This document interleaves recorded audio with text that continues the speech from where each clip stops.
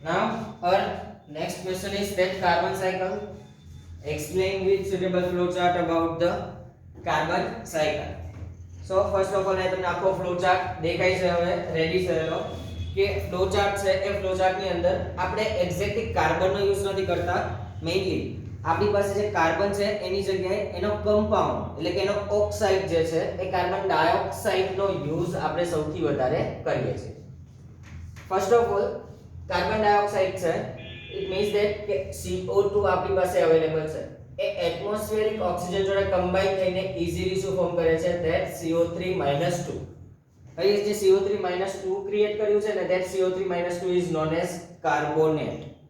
અને આ કાર્બોનેટ છે એના ઉપરથી જ તમને લાઇમસ્ટોન એટલે કે CaCO3 ની ફોર્મ્યુલાસ મળે છે. તો આ CaCO3 means calcium carbonate known as limestone. તો એની અંદર જોશો તો તમને કાર્બોનેટ દેખાય છે.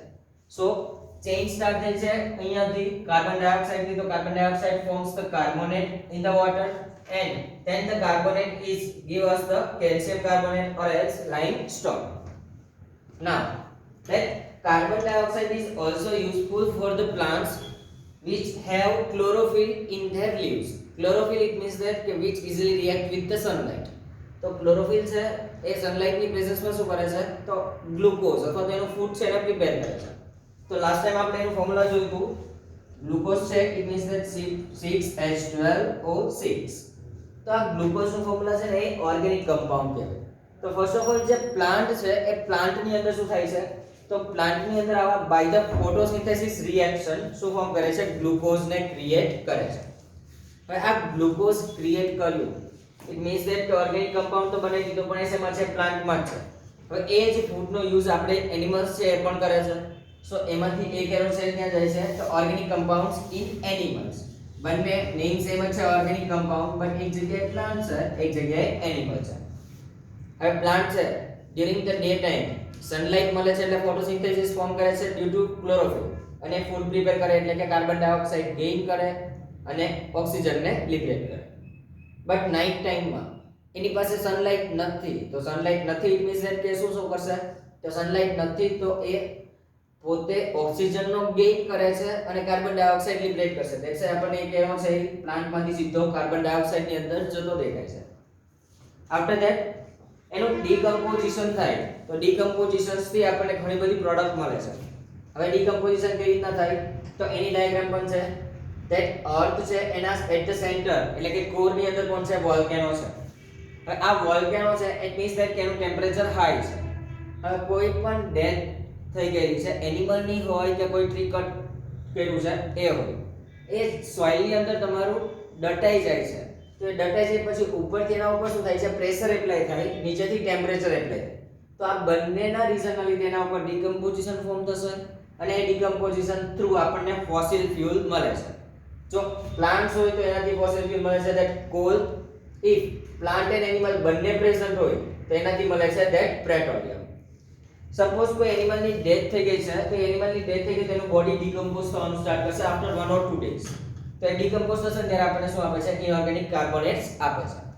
ડન. તો આ આખી સાયકલ છે about the carbon dioxide or else we can say that carbon cycle. હવે by the text book check કરીએ page number 198 that the carbon cycle. Carbon is found in various forms on the earth. એટલે carbon છે એ અલગ અલગ forms ની અંદર આપણને use થાય છે. યાદ રાખવું હોય ને તો જેટલા એલિમેન્ટ્સ છે એમાંથી સૌથી વધારે કોઈ કમ્પાઉન્ડ્સ ક્રિએટ કરતું હોય તો એ છે carbon dioxide. It occurs in the elemental form as diamond and graphite. Elemental form એટલે કે ખાલી કાર્બન જ હોય તો ખાલી કાર્બન હોય ને એવા બેઝ ફોર્મ છે. તો ખાલી કાર્બનના બેઝ ફોર્મ કયા કયા છે that first one is diamond and second one is graphite. બરોબર. તો આ બંને એના એલોટ્રોપ્સ કહેવાય. તમે 12th માં આવશો ત્યારે તમને ખબર પડશે what is the meaning of allotropes. યાદ રાખવાનું કે મેઇન કન્સ્ટિટ્યુઅન્ટ એક જ છે પણ એના સ્ટ્રક્ચર્સ ડિફરન્ટ છે ધેટ્સ વાય એનું નેમ શું થાય છે એલોટ્રોપ્સ. તો કાર્બન જ છે પણ કાર્બનના સ્ટ્રક્ચર્સ ડિફરન્ટ છે એટલે એક છે ડાયમંડ ફોર્મ કરે છે અનધર વન છે શું ફોર્મ કરે છે ગ્રેફાઇટ ફોર્મ કરે છે. In the combined state, it is found as the carbon dioxide in the atmosphere. Combined state છે elemental form માં તો આપણે diamond graphite આપ્યા. Also જો combined form હોય તો combined form માં આપણને carbon dioxide in the atmosphere શું થાય છે? Also hydrogen carbonate salt in various minerals. Hydrogen carbonate no meaning થશે that HCO3 minus. પણ આ ટર્મ પણ તમારે હાયર સ્ટડીઝ ની અંદર આવશે, અત્યારે આવશે નહીં. While all life forms are based on the carbon containing molecules like protein, carbohydrate, fats, nucleic acid and vitamins. તો અત્યારે જેટલા બોલ્યો ને બધા જ આપણા લાઈફ ને સસ્ટેન કરવા માટે સૌથી વધારે યુઝફુલ છે. સપોઝ વિચારો આપણા અંદર વિટામિન જ નથી તો આપણું જે બોડી છે એનો ગ્રોથ જે રીતે થાય છે, જે આપણા મેઇન બાયોલોજિકલ ફંક્શન્સ છે એ બધા ઇઝીલી ફોર્મ નહીં થાય. Another thing, proteins. જો પ્રોટીન નહીં હોય તો આપણે શરીરને ચાલી પણ નથી શકતા, બરોબર. ઇટ મીન્સ ધેટ કે પોલિયો થાય છે. તો આવા બધા જ કન્ટેન્ટ્સ જે છે બધાની અંદર પણ પ્રેઝન્ટ હોય છે. તો કાર્બન પ્રેઝન્ટ છે. આપણે ફૂડ લઈએ છીએ તેમાંથી કાર્બોહાઈડ્રેટ્સ મળે છે, કાર્બોહાઈડ્રેટ્સમાં તે કાર્બન પ્રેઝન્ટ હોય છે. The endoskeletons and exoskeletons of various animals are also formed from the carbonate salt. હવે જો આ મેઇન ટર્મ તમને બે વર્ડ નવા દેખાશે, that endoskeleton એટલે કે inside the body and exoskeletons એટલે આઉટસાઇડ ધ બોડી, બરાબર. તો ઇનસાઇડ ધ બોડી અને આઉટસાઇડ ધ બોડી ઘણા બધા તમારા બોડીના પાર્ટ્સ એવા હશે કે જે શેનાથી ફોર્મ થાય છે? બાય ધ કાર્બોનેટ સોલ્ટ્સ થી ફોર્મ થાય છે. Carbon is incorporated into life forms through the basic process of photosynthesis, which is performed in the presence of sunlight by all life forms that contain chlorophyll. એટલે કે જે plants and trees છે કે જે બધાની અંદર કોણ છે? ક્લોરોફિલ પ્રેઝન્ટ છે. તો એ બધા કઈ રિએક્શન ફોર્મ કરે છે? તો ફોટોસિન્થેસિસ. થી બાય ધ ફોટોસિન્થેસિસ રિએક્શન શું બનાવે છે? ઓર્ગેનિક કમ્પાઉન્ડ્સ ક્રિએટ કરે છે in their plants. This process converts carbon dioxide from the atmosphere or dissolved in water into glucose molecules. એટલે કે આ ફોટોસિન્થેસિસ થી તમને ઓર્ગેનિક કમ્પાઉન્ડ મળ્યો, પણ એ ઓર્ગેનિક કમ્પાઉન્ડ કયો મળે છે? that C6H12O6. it means that glucose છે ફોર્મ થાય છે. These glucose molecules are either converted into other substances or used to provide energy for the synthesis of other biologically important molecules. એટલે કે અહીંયા જે તમારો ગ્લુકોઝ ક્રિએટ થયો છે એ પ્લાન્ટ એનો યુઝ ફર્ધર ટ્રી પોતે પણ કરે છે. ઓલસો એમાંથી થોડો પોર્શન છે કે આપે છે તો એનિમલ્સ ને પણ આપે છે, જેનાથી અનધર ફોર્મ્સ ક્રિએટ કરી શકે. The utilization of glucose to provide energy to living things involves the process of respiration in which oxygen may or may not be used to convert glucose back into the carbon dioxide. Mainly તમે animals પાસે આવી ગયા તો અહીંયા એનિમલ્સમાં જે glucose છે જે આપણને પ્લાન્ટ્સમાંથી મળ્યો તો એ એઝ અ ફૂડ, તો એનું ડીકમ્પોઝિશન આપણે જે રેસ્પિરેશન કરીએ છીએ એટલે કે આપણે જે શ્વાસ લઈએ છીએ તો એ શ્વાસ લ્યો છો તમે, રેસ્પિરેશન કરો છો, એના થ્રુ શું થાય છે? એનું ડીકમ્પોઝિશન થાય, આપણા બોડીનો ગ્રોથ થાય છે.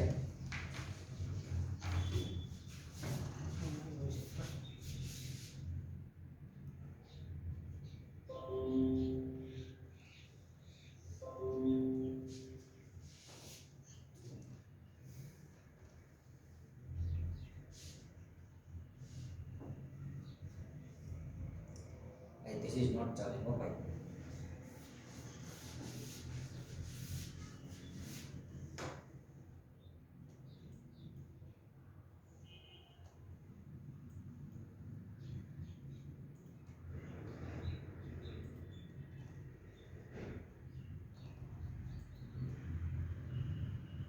Must have been today.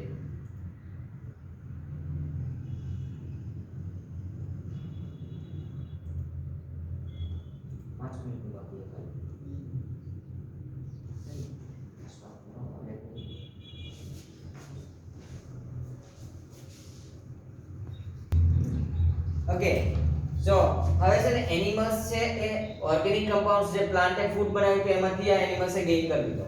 હવે આ એનિમલ્સ શું કરશે?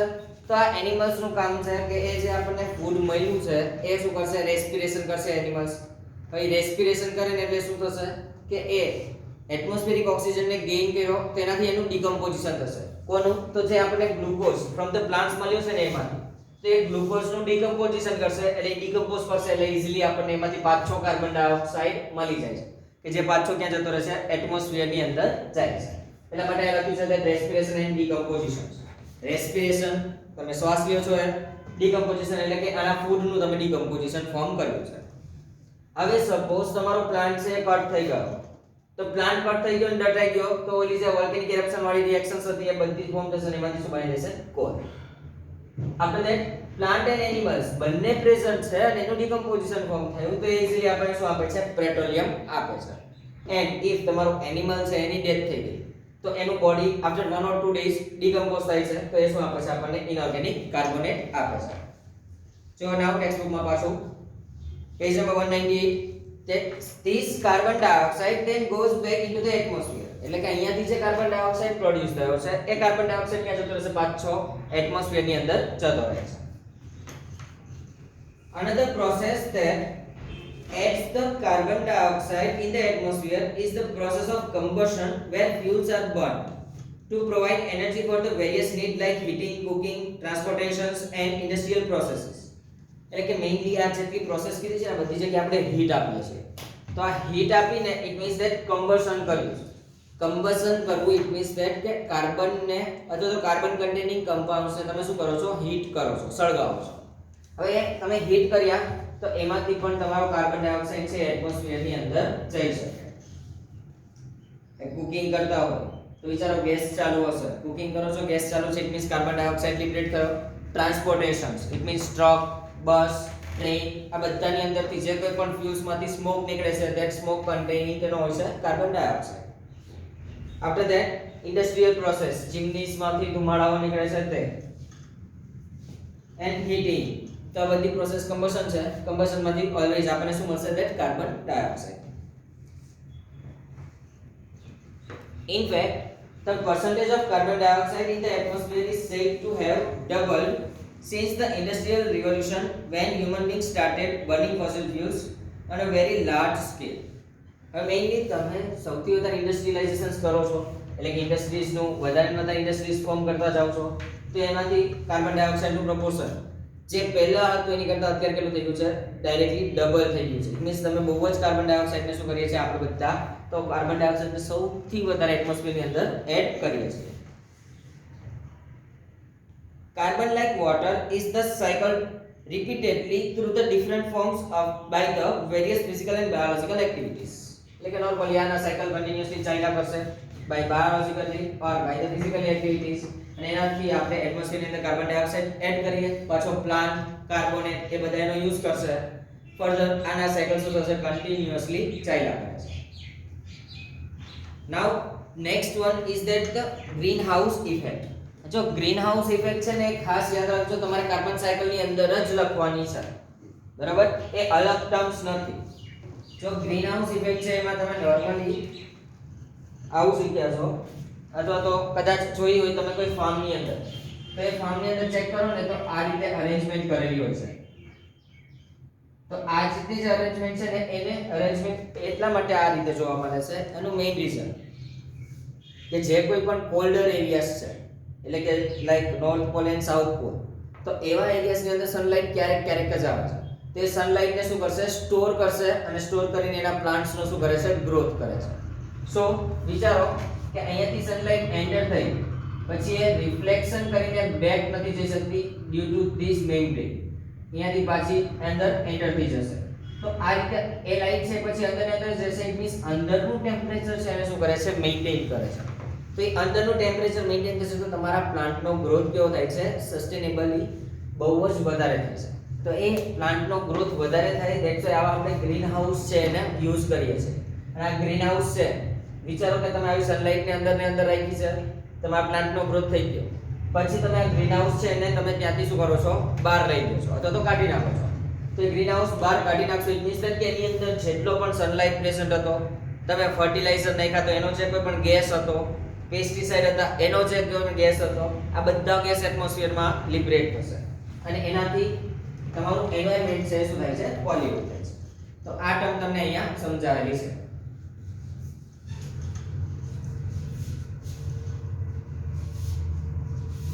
The greenhouse effect. Recall the reading taken by you under 3 in activity 14.1. 14.1 ની અંદર પણ આવી કઈ વાત કરેલી હતી આપણે. કઈ હતી જો, heat is trapped by a glass and hence the temperature inside the glass enclosure will be much higher than that of the surroundings. એટલે કે આ જે રાઉન્ડ તમને દેખાય છે તો આવી કર્વડ સરફેસ છે એ શેની છે, ગ્લાસ ની છે કે જેમાંથી સનલાઇટ એન્ટર થઈ જશે પછી બહાર નહીં છે. એટલે કે ઇનસાઇડ ધેટ ટેમ્પરેચર કેવું હશે, હાયર હશે કમ્પેર્ડ ટુ સરાઉન્ડિંગ. સરાઉન્ડિંગ એટલે એની આજુબાજુ કરતા અંદરનું ટેમ્પરેચર વધારે છે. This phenomenon was used to create an enclosure where tropical plants could be kept warm during the winter and the colder climate. એટલે કે તમારા મેઇનલી ટ્રોપિકલ પ્લાન્ટ્સ છે. Tropical plants it means that કે એ સીઝનમાં જ ઉગતા હોય તેવા ટ્રોપિકલ પ્લાન્ટ્સ છે એના વિન્ટર હોય કે કોલ્ડર ક્લાઇમેટિક હોય એવી જગ્યાએ તમારે પ્રોડ્યુસ કરવા છે તો આનો સૌથી વધારે યુઝ થાય છે. Such enclosures are called as the greenhouses. આવા જે enclosures છે કે જે અંદરનું ટેમ્પરેચર મેઇન્ટેન રાખે છે તો એને બધાને શું કહેવાય છે, greenhouses. Greenhouses have also lent their name to an atmospheric phenomenon. અને એટલા માટે આપણે atmospheric phenomenon જોડે સેટઅપ કરીએ છીએ બીકોઝ એ આપણને સૌથી વધારે ગ્રીનરીઝ પ્રોડ્યુસ કરવામાં યુઝ થાય છે. That's why એનું નામ શું આપ્યું છે, green house. Some gases prevent the escape of heat from the earth. એટલે કે આમાં આપણે જ્યારે આને બહાર કાઢી રહ્યા અને મેઇનલી જે ગ્રીન હાઉસ છે એને આપણે ડિસ્ટ્રોય કરી નાખીએ ત્યારે શું થાય છે તો એની અંદરના જે કોઈ પણ હાર્મફુલ ગેસીસ છે એટમોસ્ફિયર ની અંદર બહાર લિબરેટ થાય છે. An increase in the percentage of such gases in the atmosphere would cause the average temperature to increase the worldwide and this is called the greenhouse effect. Mainly તમને યાદ હોય તો મેં તમને એવું શીખવાડ્યું હતું કે આપણી અર્થ છે એની આજુબાજુમાં સપોઝ આપણી પાસે આ અર્થ છે તો આ અર્થની અરાઉન્ડમાં શું છે, એટમોસ્ફિયર છે. તો સનલાઇટ આવે છે પછી અહીંયા અંદર ને અંદર રહેશે તો એ શું કરશે તો અંદર ને અંદર રહેશે તો એનું ટેમ્પરેચર મેઇન્ટેન કરે છે. આ ટેમ્પરેચર મેઇન્ટેન કર્યું તો આના માટે સચ ગેસીસ છે કે જે પાછળ ન જવા દે. તેમાંનો મેઇન ગેસ કયો હતો તો કાર્બન ડાયોક્સાઇડ. તો આવા ગેસીસનું પ્રપોર્શન શું કરે છે, ઇન્ક્રીઝ કરે છે. હવે જેટલા ગેસીસનું પ્રપોર્શન વધશે એટલું અર્થનું ટેમ્પરેચર શું થશે, વર્લ્ડ વાઇડ ઇન્ક્રીઝ થાય છે. અને આટલું ઇન્ક્રીઝ થાય ઇટ મીન્સ ધેટ કે શું શો કરાવે છે, that greenhouse effect A show કરાવે છે. And carbon dioxide is one of the greenhouse gases. Carbon dioxide કયો છે તો one of the greenhouse gas છે. An increase in the carbon dioxide content in the atmosphere would cause more heat to be retained by the atmosphere and lead to global warming. જેટલું carbon ડાયોક્સાઇડનું proportion increase થયું એટલું temperature વધશે. જેટલું temperature વધ્યું એટલું global warming થશે. Global warming થયું એટલે કે અર્થનું વર્લ્ડ વાઇડ ટેમ્પરેચર શું થવું, ઇન્ક્રીઝ થવું. નાઉ એક્ટિવિટી છે, ચેક કરો એક્ટિવિટીને. Find out what the consequences of the global warming would be. Global warming શેનાથી થાય છે એ ચેક કરો. After that also find out the name of some other greenhouse gases. આ બીજા ગ્રીનહાઉસ ગેસીસ છે એને કયા કયા છે એના નામને લિસ્ટેડ કરવાના છે.